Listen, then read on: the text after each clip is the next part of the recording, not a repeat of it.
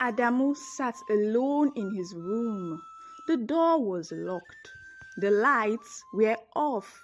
He was watching something on his laptop. His hands were shaking. His face was full of pain. It was the video from the hidden camera he put in the house. In the video, Obianuju shouted at his daughter, Hawa, "You will die like your mother," Obianuju said in a loud voice. Adamu paused the video. He closed his eyes. He put his hand on his head. He could not believe what he just saw again. This is the woman I call my wife? He thought. He heard footsteps. Obianuju was coming. He quickly closed the laptop and smiled. Even though his heart was full of pain, she walked in and sat beside him. "What are you watching, my love?" she asked. Adamu looked at her. He wanted to cry, but he just smiled. "Just a new movie," he said with a soft voice. Obianuju smiled and rubbed his back, but Adamu's mind was far. This woman, she is not who she says she is. My daughter is not safe, he thought. He could not sleep that night.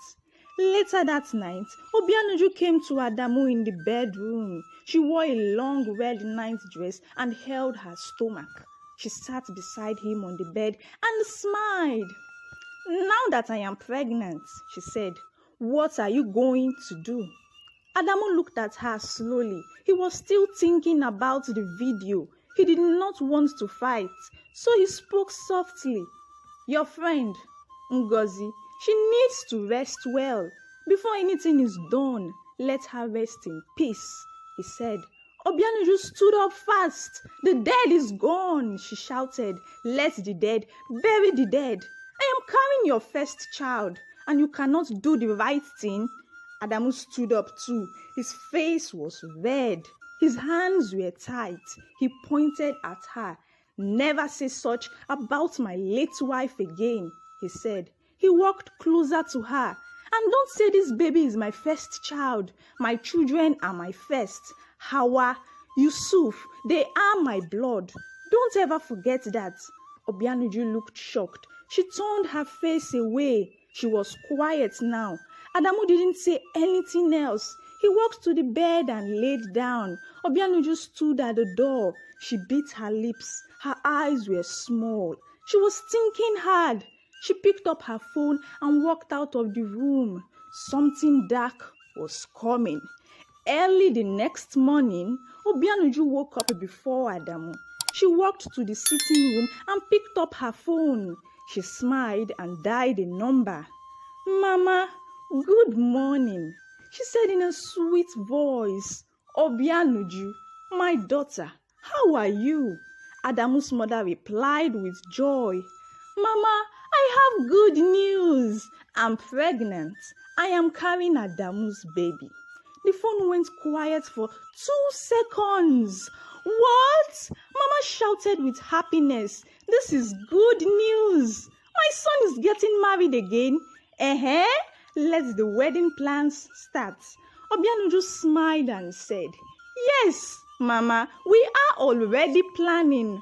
Mama shouted again, "I will dance. I will call all my friends. We must do it big. My son is rich. He must give you the wedding of your dreams." After the call, Obianuju smiled like a queen. Just then, Adamu walked in. His eyes were red from a sleepless night. "Good morning," he said in a low voice. Obianuju laughed and said, "Your mother is so happy. I told her the news." Adamu stopped. "What news?" he asked. "That I am pregnant. She said you must marry me now." Adamu sat on the couch and held his head. He took a deep breath. He called his mother. "Mama, please, slow down. It's not like that. Things are not clear yet." But Mama did not listen. "My son, don't talk like a child. You are rich. Give this woman the wedding she wants. She is now the mother of your new baby." Adamu ended the call. He sat there in silence. Everything is moving too fast, he thought. He looked at Obianuju. She smiled back, but he felt something was wrong. That same week, Obianuju left the house without telling Adamu. She entered a small car and told the driver, "Take me to Baba Lanko's shrine." When they reached, it was a quiet place with tall trees and old walls. She knocked on the wooden door. A small boy that had a dreadlock up to the ground, having his body covered in white chalk, opened it and led her in. Inside the dark room, there was smoke everywhere. The air was heavy. A tall man with white marks on his face came out. He was Baba Lanko, the native doctor. "Pull off your shoes," he shouted. "You have come to the land of spiritual traffic. You do not wear shoes in Kromirukiki. He whose house is on fire does not wear a makeup." Obianuju quickly removed her shoes and knelt down.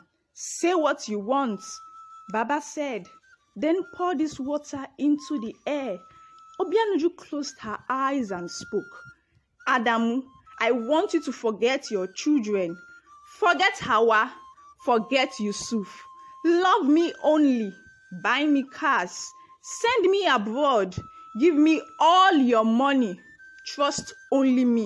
And love me more than you loved Ngozi." She said the words 7 times, then poured the water into the air. Baba Lanko laughed loudly.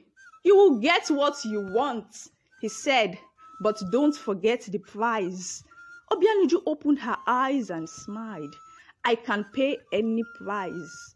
But Baba looked at her quietly. He did not say what the price was.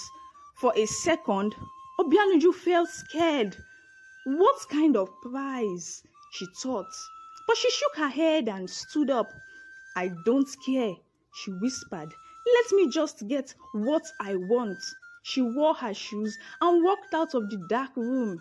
Behind her, Baba Lanko laughed again, but this time it was louder and longer.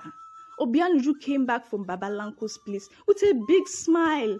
She walked into the house like a queen. She didn't shout, she didn't frown. She even greeted the children. "Good afternoon, my darlings," she said swiftly. Hawa and Yusuf looked at her. They were surprised. They had never talked like that before. The next morning, Obianuju woke up early.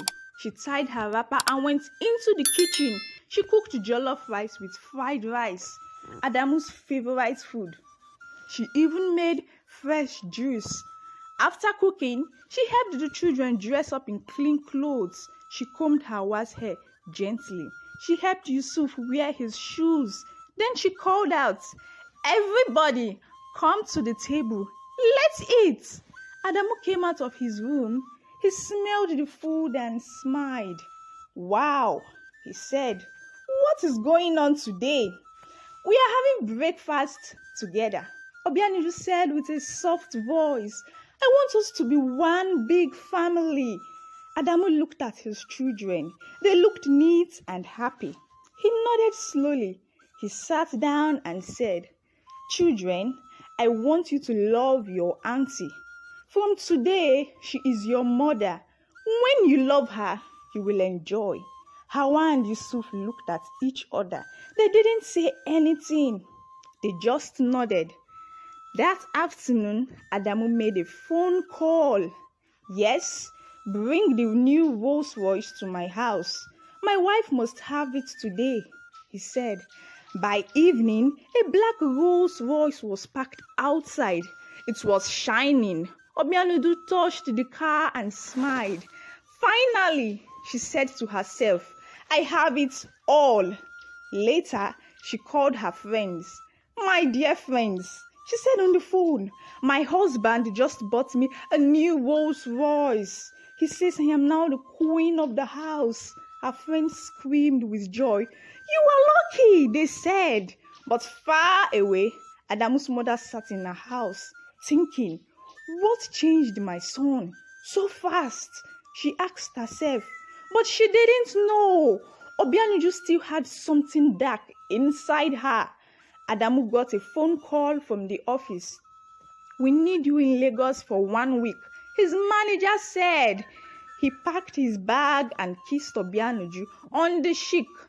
"Take care of the children," he said. "I will," she replied with a smile. But the moment Adamu left the house, Obianuju's smile disappeared. She locked the front door. She looked at Hawa and Yusuf with angry eyes. "You two, come here." The children walked in slowly. "Did you touch my perfume?" she shouted. "No, Auntie," Hawa said with fear. "You are lying." Obianuju screamed. She grabbed a cane and beat both of them. "Go inside the toilet," she shouted. She pushed them into the small dark toilet and locked the door. "You will stay there with no food, no water." Hawa held Yusuf's hand in the dark. He was crying. "Auntie, please," Hawa begged. "We are sorry." Obianuju banged the door. "If you tell your father, I will beat you till your bones break." The children stayed quiet. They didn't tell anyone. Their father had told them to love her, so they tried. But their small hearts were sad. And every time Adamu traveled, it happened again and again and again. The outside world saw a good woman, but only the children knew her real face. Obianuju gave birth to a baby boy. The baby cried loudly in the hospital room. Adamu smiled and held the baby. "He looks like me," he said. Obianuju smiled weakly. "Yes, he is your strong son," she said. Soon, there was a big party at their house. A band came. People danced. They cooked rice and meat for everyone.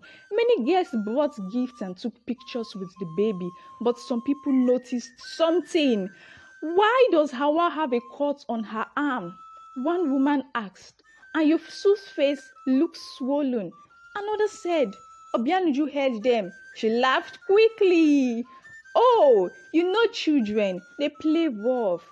They fell while running," she said. Hawa and Yusuf were standing behind her. They heard the lies.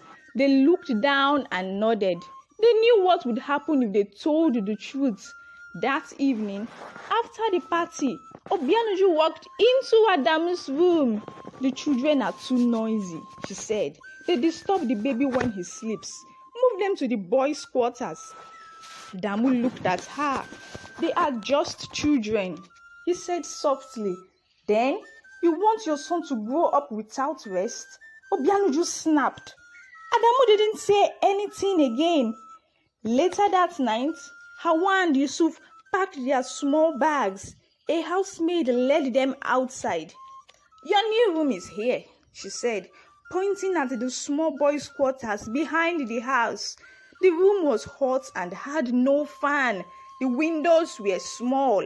Hawa looked back at the big house and whispered, "Goodbye, Mommy." She wasn't talking to Obianuju. She was talking to the sky, where her real mother was.